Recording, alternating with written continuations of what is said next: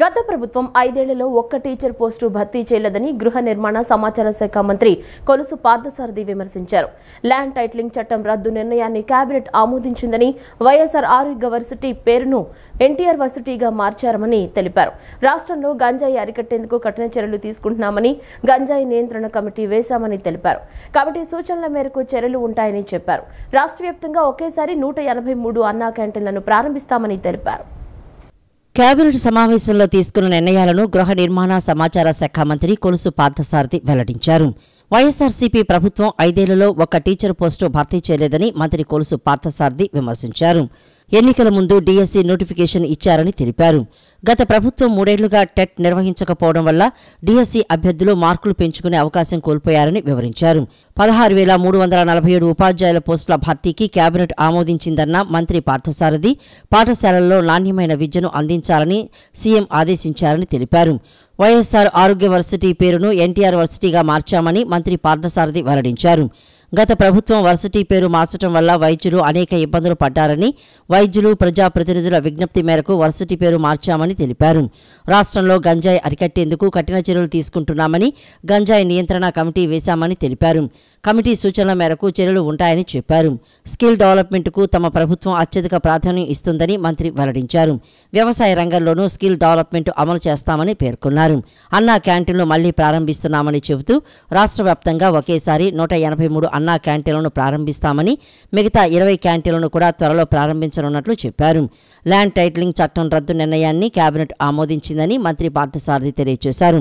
రైతులు అందరికీ ఒరిజినల్ డాక్యుమెంట్లు ఇస్తామని స్పష్టం చేశారు. సామాజిక పింఛన్ల పెంపు 4,000 జూలై 1 నుంచే ఇస్తామని, 3 నెలల బకాయిలు కలిపి జూలై 1న 7,000 రూపాయలు పంపిణీ చేస్తామని పార్థసారథి పేర్కొన్నారు. విద్యా బోధనకు కావాల్సిన ముఖ్యమైన ఉపాధ్యాయుల్ని నియమించడంలో మాత్రం పూర్తిగా వైఫల్యం చెందిన విషయం అందరికీ తెలిసిందే.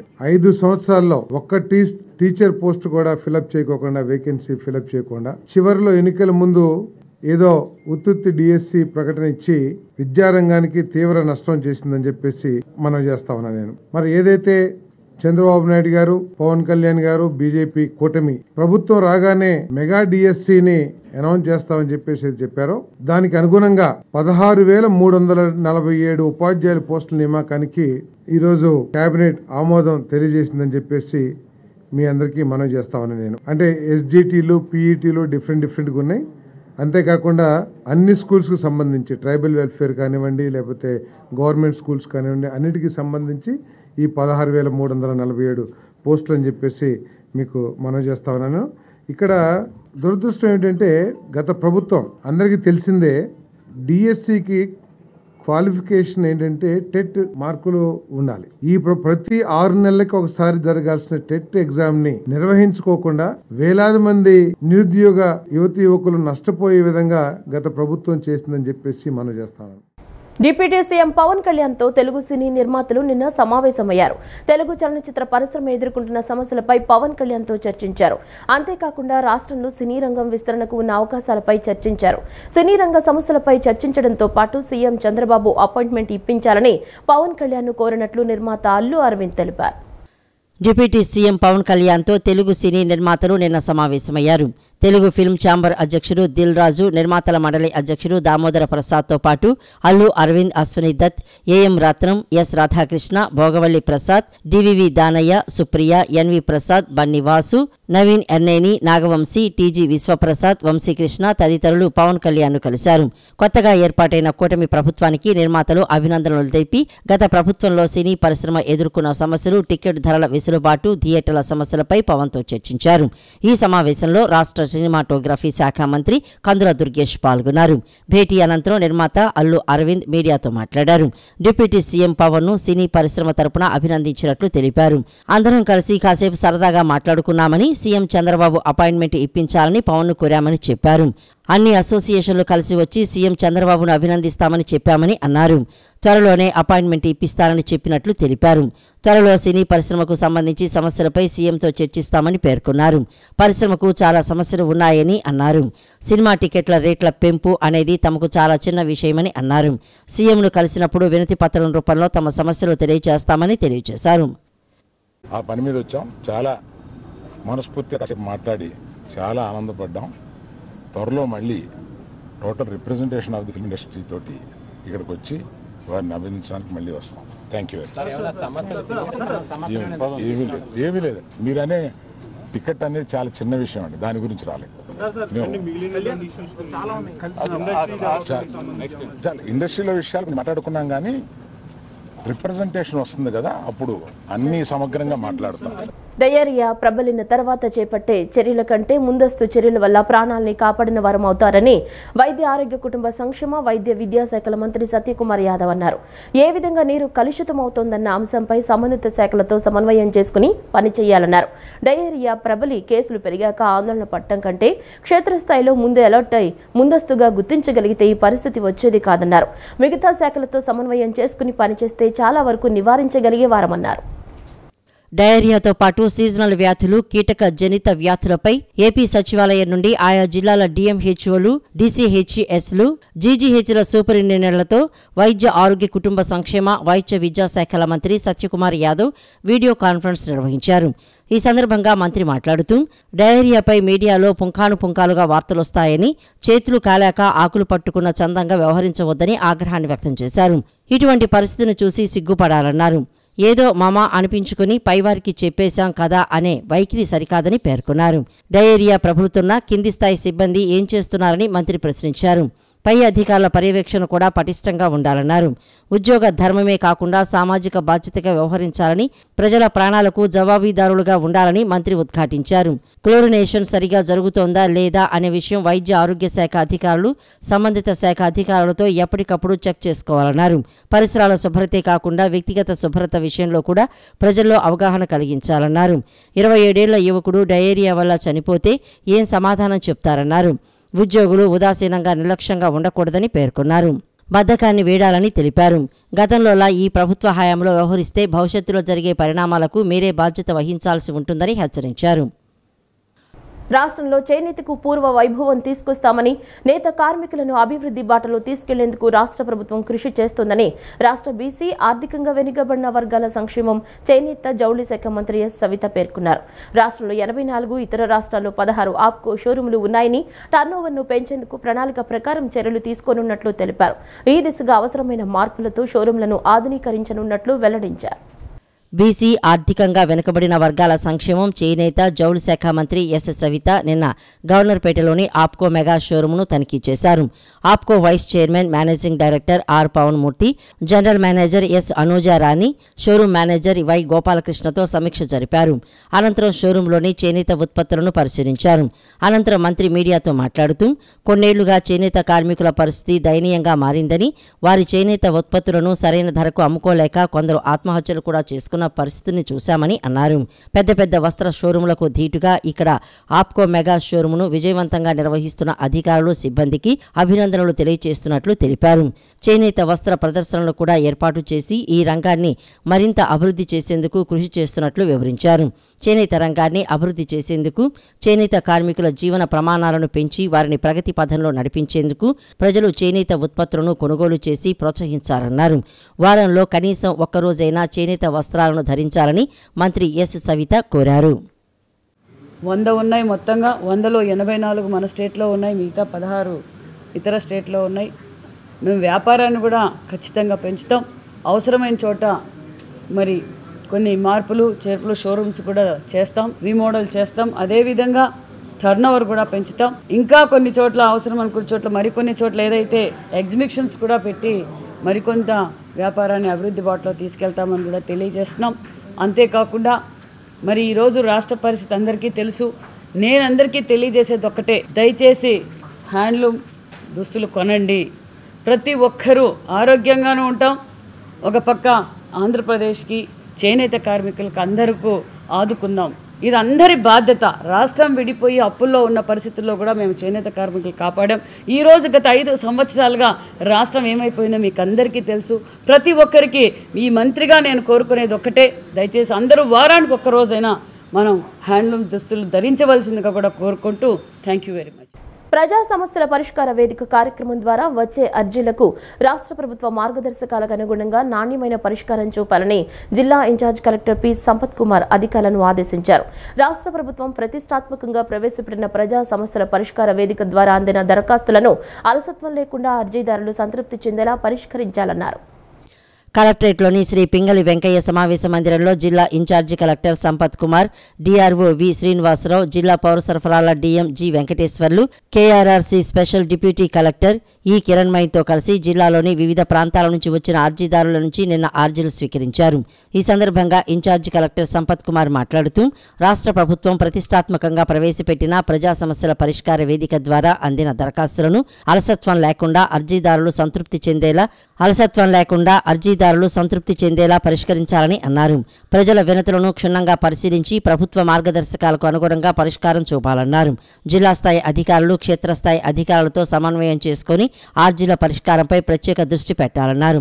ప్రజా సమస్యల పరిష్కార వేదిక తొలి కార్యక్రమంలో మొత్తం 69 అర్జీలు అందాయి. వీటిలో రెవెన్యూ 31, పోలీసు 9, ఏఎంయూడి 7, ఏపీఎస్డబ్ల్యూ ఆర్ఈఐఎస్ 5, విద్య 3, ఉపాధి 2, ఆరోగ్యం 2, వ్యవసాయం 1, survey and settlement 1, DRDA 1, endowments 1, Panchayati Raj 1, సాంఘిక సంక్షేమం 1, ఐసీడీఎస్ 1, గృహ నిర్మాణం 1 అర్జీలు ఉన్నాయని తెలిపారు. ప్రజా సమస్యల పరిష్కార వేదిక కార్యక్రమాన్ని పోలీస్ కమిషనర్ కార్యాలయంలో నిన్న నిర్వహించారు. పోలీస్ కమిషనర్ పిహెచ్డి రామకృష్ణ బాధితుల నుంచి వివిధ సమస్యలకు సంబంధించి మొత్తం 51 ఫిర్యాదులపై బాధితులతో మాట్లాడడంతో పాటుగా దివ్యాంగులు, వృద్ధుల వద్దకు నేరుగా వెళ్లి వారి సమస్యల గురించి అడిగి తెలుసుకున్నారు. వాటిని త్వరితగతిన పరిష్కరించాలని ఫోన్ ద్వారా సంబంధిత పోలీస్ స్టేషన్ ఎస్హెచ్ఓలతో మాట్లాడి సత్వరమే చర్యలు తీసుకోవాలని ఆదేశాలు జారీ చేశారు. ప్రజల సమస్యలు తెలుసుకుని వాటిని పరిష్కరించేందుకు నగరంలోని పోలీస్ కమిషనర్ కార్యాలయంలో నిన్న ఉదయం ప్రజా సమస్యల పరిష్కార వేదిక కార్యక్రమం నిర్వహించారు. రాష్ట్ర ప్రభుత్వ ఆదేశాల మేరకు ఇకపై ప్రతి సోమవారం ఈ కార్యక్రమం నిర్వహించేందుకు ఏర్పాట్లు చేస్తున్నారు. నిన్న ఉదయం 10 గంటల నుంచి మధ్యాహ్నం 12:30 వరకు పోలీస్ కమిషనర్ పిహెచ్డి రామకృష్ణ నేరుగా ఫిర్యాదుదారులతో మాట్లాడారు. వారి సమస్యలను అడిగి తెలుసుకున్నారు. మొత్తం 51 మంది తమ సమస్యలను వివరించారు. న్యూ రాజరాజేశ్వరిపేటలో ఉన్న తమ స్థలాన్ని ఆక్రమించారు. అడిగితే దౌర్జన్యం చేస్తున్నామని, న్యాయం చేయాలని ఓ కుటుంబం వేడుకుంది. పాయికాపురంలో ఉండే తమ వదిన తాను కనిపించినప్పుడల్లా అకారణంగా తిడుతోందని, ఆమెను కాస్త మందలించాలని ఆడబడుచు ఫిర్యాదు చేసింది. కాలర్ మార్క్స్ రోడ్డులో ట్రాఫిక్ నిత్యం ఆగిపోతోంది, ఇబ్బందులు పడుతున్నామని స్థానికులు వినతి పత్రం అందజేశారు. ఆయా సమస్యలపై పోలీస్ కమిషనర్ పిహెచ్డి రామకృష్ణ స్పందించారు. ఆయా పోలీస్ స్టేషన్ల అధికారులతో మాట్లాడారు. త్వరితగతిన పరిష్కరించాలని ఆదేశించారు. ఈ సమావేశంలో డీసీపీలు K Srinivasarao, Adiraj Singh Rana, crime ACP Sravanthi Rai తదితరులు పాల్గొన్నారు. ధర్మపదం కార్యక్రమంలో భాగంగా ఇంద్రకిలాద్రిపై హనుమాన్ జంక్షన్ కు చెందిన ముముక్షు భజన మండలి ఆధ్వర్యంలో వీణుల విందుగా సుందరాకాండ పారాయణను నిన్న నిర్వహించారు. దుర్గమ్మ దర్శనానికి వచ్చిన భక్తులు ఆసక్తిగా కార్యక్రమాన్ని వీక్షించారు. పారాయణ చేసిన బృందం సభ్యులకు సిబ్బంది అమ్మవారి దర్శనం చేయించి ప్రసాదాలు అందజేశారు. దుర్గగుడిలోని ధర్మపదం వేదికపై నిన్న సాయంత్రం సుందరకాండ పారాయణం జరిగింది. జంక్షన్కు చెందిన ఎం సులోచన ఆధ్వర్యంలోని ముముక్షు భజన మండలి సుందరకాండను భక్తితో పారాయణ చేశారు. ఎంఎస్ రామారావు గానం చేసిన సుందరకాండ, హనుమాన్ చాలీసాలు భక్తులను అలరించాయి. వీటితో పాటు విష్ణు సహస్రనామం, లలితా సహస్రనామం, భగవద్గీత పారాయణ చేశారు. దేవతలకు సంబంధించిన సంప్రదాయ కీర్తనలను ఆలపించారు. దుర్గమ్మ దర్శనానికి వచ్చిన భక్తులు ఆసక్తిగా కార్యక్రమాన్ని వీక్షించారు. పారాయణ చేసిన బృందం సభ్యులకు సిబ్బంది అమ్మవారి దర్శనం చేయించి ప్రసాదాలను అందజేశారు.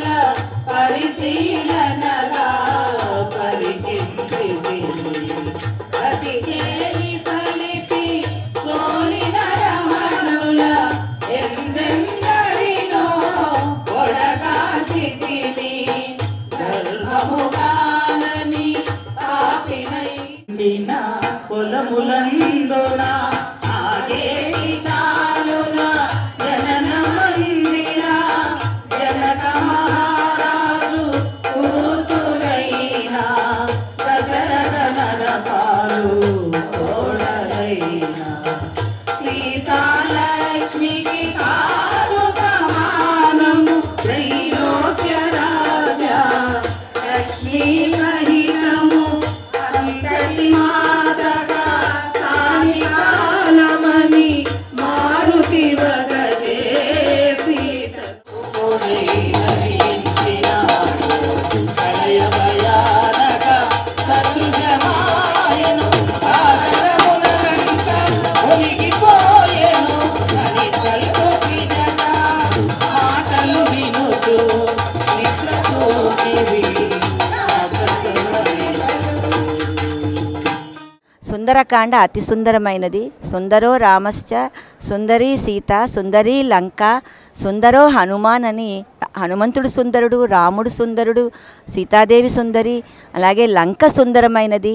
అటువంటి సుందరకాండ పారాయణ చేసినా విన్నా చదివినా కూడా మనకి ఏ రకమైన సమస్యలు ఉన్నా అవన్నీ తొలగిపోతాయి. ఆరోగ్య సమస్యలు తొలగిపోతాయి, జ్ఞాన వృద్ధి అవుతుంది.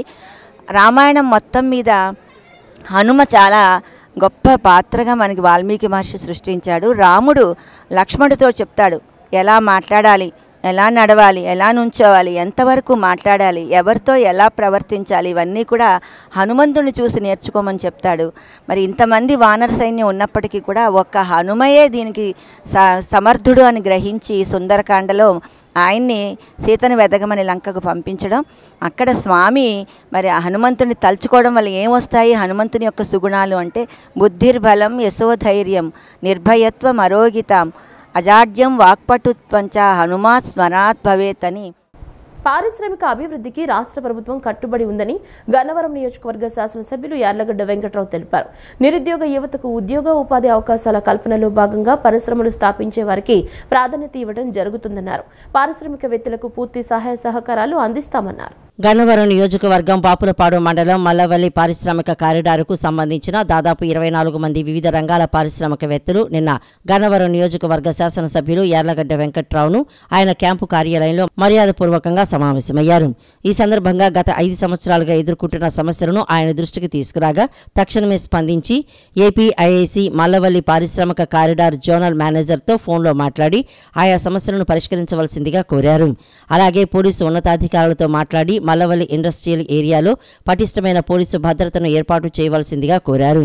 మిగిలిన సమస్యలను తప్పకుండా త్వరలోనే పరిష్కరిస్తామని పారిశ్రామికవేత్తలకు భరోసా కల్పించారు. ఈ సందర్భంగా యార్లగడ్డ వెంకట్రావు మాట్లాడుతూ నిరుద్యోగ యువతకు ఉద్యోగ ఉపాధి అవకాశాల కల్పనలో భాగంగా పరిశ్రమలు స్థాపించే వారికి ప్రాధాన్యతని ఇచ్చి పారిశ్రామికవేత్తలకు పూర్తి సహాయ సహకారాలు అందిస్తామని తెలిపారు. ప్రశాంత వాతావరణంలో నాణ్యతను పాటిస్తూ సులభంగా వ్యాపారాలు చేసుకునే పరిస్థితులు నెలకొల్పుతామని హామీ ఇచ్చారు. ఉప ముఖ్యమంత్రి పవన్ కళ్యాణ్ బుధవారం నుంచి వారాహి అమ్మవారి దీక్ష చేపట్టనున్నారు. 11 రోజుల పాటు నిర్వహించే ఈ దీక్షలో భాగంగా పండ్లు, ద్రవాహారం మాత్రమే తీసుకుంటారు. గతేడాది జూన్లో పవన్ వారాహి విజయయాత్ర చేపట్టారు. ఆ యాత్ర సందర్భంలోనూ అమ్మవారికి పూజలు నిర్వహించి దీక్ష చేపట్టారు. విజయవాడ కేంద్రంగా నిషేధిత సీ ఫ్యాన్ అమ్మకాలు కలకలం రేపుతున్నాయి. సముద్ర గర్భ వన్య ప్రాణాలు స్మగ్లింగ్ చేస్తున్న శ్రీనివాసరావును అనే వ్యక్తిని పోలీసులు అదుపులోకి తీసుకుని విచారిస్తున్నారు. విజయవాడ కేంద్రంగా నిషేధిత సీ ఫ్యాన్ అమ్మకాలు కలకలం రేపుతున్నాయి. జ్యోతిషం చెబుతామని అక్షయ నిధి మార్టు పేరుతో దుకాణం తెరిచి మోసాలకు పాల్పడుతున్న శ్రీనివాసరావు అనే వ్యక్తిని ఫారెస్ట్ విజిలెన్స్ అధికారులు అరెస్ట్ చేశారు. సముద్ర గర్భంలో 10 నుంచి 20 మీటర్ల లోతులో ఉండే వన్య ప్రాణాలను తెచ్చి వాటిని చంపి ఎండబెట్టి ఫోటో ఫ్రేమ్ తయారు చేస్తున్నాడు. ఒక్క ఫోటో 50,000 నుంచి ₹1,00,000 అమ్ముతున్నారు.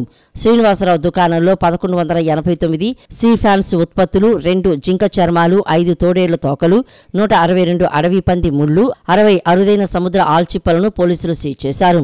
ఇంద్రజీల్ పేరుతో అటవీ ఉత్పత్తులు అమ్ముతున్నారు. దీని ద్వారా ఫారెస్ట్ విజిలెన్స్ పోలీసులు దాడులు చేశారు. వీటి విలువ ₹1,00,00,000 వరకు ఉంటుందని అంచనా వేశారు. బెర్ముడా, లక్షద్వీప్ అండ్ మాన్ నికోబార్ దీవులు, శ్రీలంక, వెస్టిండీస్ దేశాల సముద్రాల్లో దొరుకుతాయని గుర్తించారు. శ్రీనివాస్కు వీటి సరఫరా వెనుక అంతర్జాతీయ స్మగ్లింగ్ ముఠాతో హస్తం ఉందా అనే కోణంతో పోలీసులు మరింత లోతుగా దర్యాప్తు చేస్తున్నారు.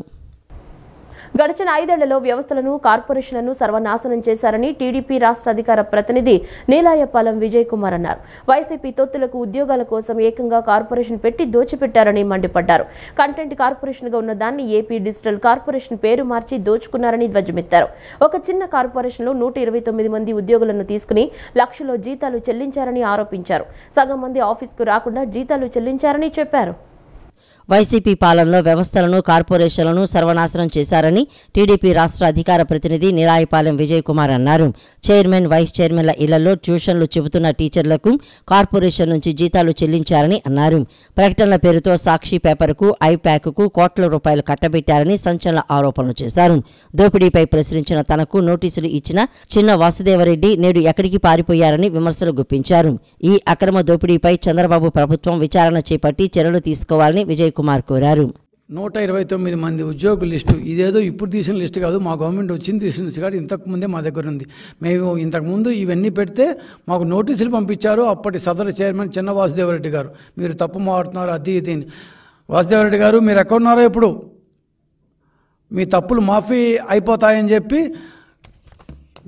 మా గవర్నమెంట్ రాగానే రిజైన్ చేసి చెక్కేశారు.